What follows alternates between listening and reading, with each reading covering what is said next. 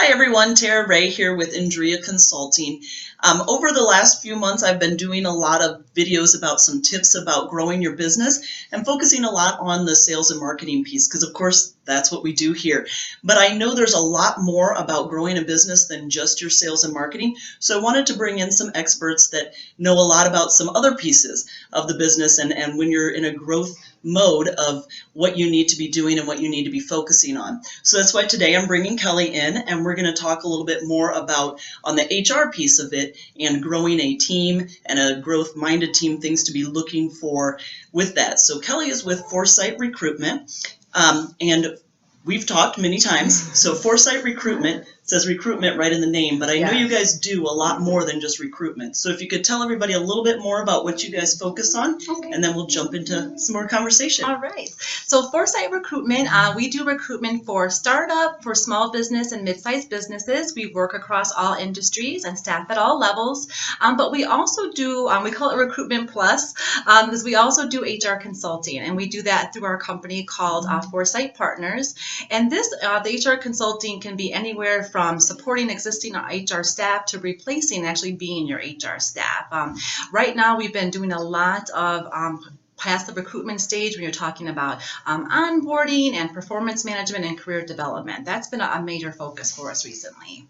Well, great. Well, I want to kind of touch on both of those aspects today in our conversation because they're both very, very important when you're looking at when you're growing your business and making sure that you have the right team in place for that. Because our small and medium-sized businesses, when you're in a growth-minded spot, you have so many things going on, so you want to make sure you have the right team in place and you're giving them the right resources to do their job properly. So what is, when you're trying to put together a growth-minded team, what is the first couple things that you should be thinking about and preparing to get the right people into that place? Great. Yes. I think one of the most exciting things about a company is when they are expanding, when they're adding on new positions, because they've got more business, right? They're expanding their growth. So one of the main things to focus on that we push is when you really want to focus on the strategy of the organization and tying everything into that. So when you're developing a new position, you start with the basics, just the job description. What does that look like in relation to the strategy? How does it support it? And how does it tie into everyone else in the organization? So there are a lot of pieces to consider that really you have to get right on the beginning so that person can be successful once they come inside the company. I love the word strategy. That's something I push with my clients all the time, is that you can't do anything properly and grow like you want to unless you have a strategy in place. So I'm glad to hear you say that too, because it goes more than just the marketing. It is in all of your business and the HR piece to it. So you touched on one big thing of like the job description. So when you're talking about that, what does that look like? Because there's several different ways of putting out a job description, of discussing. So what is the best way to get the right people looking at that and interested in the position? You know what I mean? Well, yeah, definitely. I mean, you've got to start off with the foundation. So definitely like I mentioned, how it interacts with the rest of the team, of course, the reporting mechanisms there, but it also has to be reflective of the organization's culture too. And that I think is so important right now. When I talk with candidates and when they're looking at organizations to join, the number one thing they look at right now is culture. And so to relay that starts from the job description and then transfers into that job posting. So when you're out there advertising, you've got to be able to relay the culture and how it ties to the mission of your organization is very important too. Everyone that I talk to is looking for a purpose inside their organization. They want to have a reason to go to work every day. It's got to be more than comp. So yeah, you've got to be able to relay that up front. There are people, I've been seeing some different strategies on how to do job postings too. So in the past, I used to take a job description and kind of copy it and paste it up there. Now we're doing some more innovative things so you can really see the authenticity of a company. Like they'll do video postings where they, instead of having a paper version, you would just do a video like this and talk about the job. The manager would talk about it, who they're going to be working with, and candidates love that. It's almost like a little insight into the organization, a little preview about who you'd be working with there. Do you see that being more of an interest and a draw for the younger generation, or is the older generation also intrigued by that. I think that it does go across the board. Video is so big right now. It's so impactful for us to be able to get that authenticity across that you just can't do on paper. So to me, I think the general workforce in general is pretty receptive to it. Great. So once you find that person, you're bringing them on, you find the right fit to come into the company, they're going to fit right in with your mission and your culture, and the team loves them. What should you focus on after that? Yes.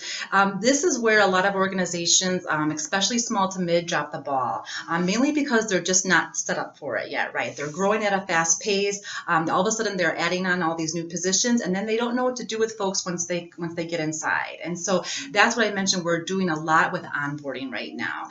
And back in the day, onboarding used to be like, oh, the first 90 days, you get your 90-day review, see what you did. But really true onboarding now is 12 months at the minimum. Oh, wow. It should be a long process. It's a training process. It's really getting them developed into what's going on in your organization, and also the training side too. And so it should be a continuous. So it's almost like an extension of a career development plan. And so it really should be more than just those couple of days, and it should involve a lot more team members. A lot of times when I would look at the older onboarding programs, it would just be like you and your supervisor sitting down and maybe going over some training items. So this kind of is more of a holistic approach and really takes in all aspects of the business and really build somebody who is dedicated to your organization. Because when they know, well, let's say they're maybe in finance, but they know what's going on in HR, they know what's going on in marketing and sales, they have a more investment in your business. And that means so much for small to mid-size. They need someone who's invested and who wants to basically be the free marketing person for that company, right? Go around and be the one who says, I'm proud to work for this organization. That makes a lot of sense when you sit there and think about that too, with the small and medium businesses, as I mentioned earlier, they have so much on their mind when they're in growth mode, when they're trying to grow or they are growing and they need to get people in and get them going right away. Yes. That the owner can't do it all and go through the training process. Also, it's good to get the whole team involved. Also, I think that probably helps build camaraderie within the team. Yes. And the relationship and openness. It does. And like I said, that kind of sets that tone from the beginning, that it's not going to just be you and your manager. You're not going to work in a silo. You're going to be part of the entire organization.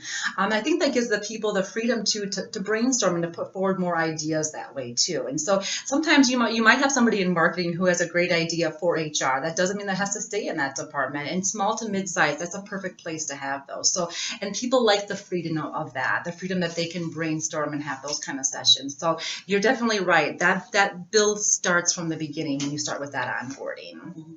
And I know I don't want to get too much into depth on the legal part of with HR, but I know that's something that small and medium businesses sometimes struggle with when it comes to HR, because they don't have a dedicated HR person in the office, and that's why they should look for people like you guys and stuff to make sure that, I know compliance is a big thing. So is there any main things that small medium guys should just, obviously if they don't have somebody and they don't bring somebody like your company in to do it, that they should make sure to focus and these are number one, make sure you're in line with this? Definitely every organization, and we recommend this whether you have one person or 500 people, is you have to have an employee handbook. In Chicago proper, there are laws that apply to you even if you have one person under you. So it's really essential to have all those policies and procedures in place. There's a lot of changes going on in Chicago and Illinois right now. We've had a change in governorship. We have a change in mayor. So there's already talk of a lot of new employment laws that are going to be happening. Not only happening, but are going to start being enforced. And so they're actually starting to create agencies that are going to be going around into organizations and making sure that sick days are being enforced, the sick pay laws are being enforced. And they'll start applying fines when those aren't. So they'll give you a little leeway once these new laws come out, but they will start looking for fines. And unfortunately, small to mid-sized businesses often feel the brunt of those because they don't have a dedicated person on site. And unfortunately, a lot of times those get targeted for that reason, because they know they can go in, they know they're probably not going to be prepared, and they can get some fines that way. So yeah, when I go into, that's one of the things that almost worries me when I go in, is they could really cause some really big risk management issues there if that's not covered. Oh, I could definitely see how that, like, yes, those Yeah. little things, the handbook and stuff, that would have not been my first thought of Yeah. number one. I would have thought more of like the just making sure the contracts are signed, that kind of stuff. Yeah. So this is not great information just for myself to make Yes. sure to know. So we could probably have a whole nother conversation just on the Yes. compliance stuff with it. For sure, yes. And compliance is one area that I really excel in, and I actually am excited about. So in HR, usually the compliance part is something that people are into. That's my favorite part. I love law and compliance. It's ever changing. I work with Society Human Resource Management. They have a government adequacy department. I work there. I work on the Hill to try to push laws through, and so I really kind of have a stronghold on what's coming up to both federally and in the state. So one of my passions. Well, you know this. I'm sure you guys want to hear some more about that. So I think that might end up being another video that we'll do. But we won't do it all in this one. So this way we can add a whole another 10 minutes, 15 minutes to just that subject, because I think there's a lot of stuff we could probably talk about with that. Definitely, yes. So one last main tip that you would give small, medium businesses, not on the compliance side, but more on just the growing a team. So making sure they get it the right person, get them in place. What is your main overall tip that you give people, or what you would tell people? The main thing I'm telling people now is you have to create a coaching culture within your organization. It's so important for retention and growing teams, for people to feel that security and safety inside organizations. One of the things that we also do is we're really moving away from recommending performance management like on a yearly basis. Performance management and that kind of coaching should start from the beginning and the onboarding and really kind of continue on. It should be a continuous process. So communication is really key. And I know that seems like a word that's like, oh yes, it's really thrown around a lot, but it's the key. It's almost the reason why someone always leaves an organization, why they don't excel in an organization.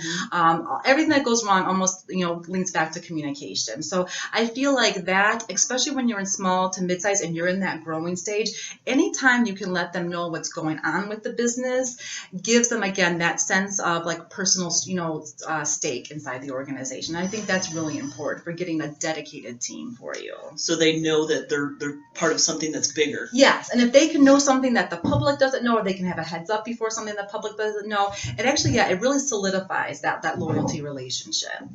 Awesome. Well, I love speaking to you always. Yes, So, and of course, learning something new every time we speak. So I appreciate you sitting down and talking, and we'll probably add to another video at another time. So definitely. For everybody else, let me know if there's some different expertise you want to learn more about. If you want to talk more about finance, accounting, HR compliance, things of that nature, make sure to comment, send me a message, and we will keep on working on helping you guys grow. Thank you so much for watching. Thank you, Tara. Thank you.